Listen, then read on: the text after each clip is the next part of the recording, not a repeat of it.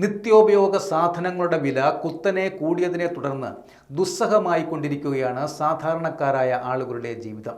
കടുത്ത ദുരിതത്തിലൂടെ തന്നെയാണ് അവർ കടന്നുപോയിക്കൊണ്ടിരിക്കുന്നത്.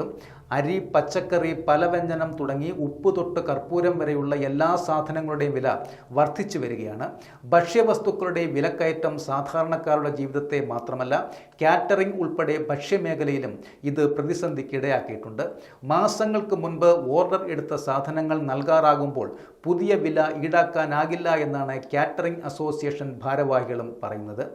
വെളിച്ചെണ്ണയുടെ വില തന്നെ ഇതിന് മുൻപ് കണ്ടിട്ടില്ലാത്ത വിധം കുത്തനെ ഉയർന്നുകൊണ്ടിരിക്കുകയാണ്. 1 കിലോയ്ക്ക് 450 മുകളിലേക്ക് ഉയർന്ന വെളിച്ചെണ്ണ വില താമസിയാതെ തന്നെ 600 രൂപയിൽ എത്തിയേക്കും എന്നാണ് സൂചന. 2020-ൽ 120 രൂപയായിരുന്നു വെളിച്ചെണ്ണ വില.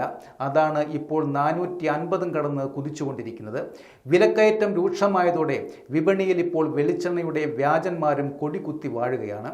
ഒരു മാസത്തിനിടെ ബിരിയാണി അരിയുടെ വില 100-ൽ നിന്നും 140 രൂപയായി ഉയർന്നു. സാധാരണയായി 1 രൂപയുടെയൊക്കെ വർധനവാണ് ഉണ്ടാവുക. വെളിച്ചെണ്ണയ്ക്ക് പുറമെ സൺഫ്ലവർ ഓയിലിന് ഉൾപ്പെടെ വില വർദ്ധിച്ചു വരികയാണ്. മിക്ക സാധനങ്ങൾക്കും 50% വരെയാണ് വർധനവുണ്ടായിരിക്കുന്നത്. ചെറുപയർ വില ഏതാണ്ട് ഇരട്ടിയായി. ഇതര സംസ്ഥാനങ്ങളിൽ അരിയും പലവ്യഞ്ജനവും ഉൾപ്പെടെയുള്ളവ പൂഴ്ത്തിവെച്ച് കൃത്രിമ വിലക്കയറ്റമുണ്ടാക്കുന്ന കരിഞ്ചന്തക്കാരും സജീവമാണെന്നും ആക്ഷേപമുണ്ട്. വിലക്കയറ്റം ജനങ്ങളുടെ ജീവിതത്തെ ദുരിതത്തിൽ ആക്കുമ്പോഴും സർക്കാർ ഇടപെടൽ ഇല്ലാത്തത് അനിയന്ത്രിതമായ വിലക്കയറ്റം തുടരുന്നതിന് കാരണമെന്നും പരക്കെ ആക്ഷേപമുണ്ട്.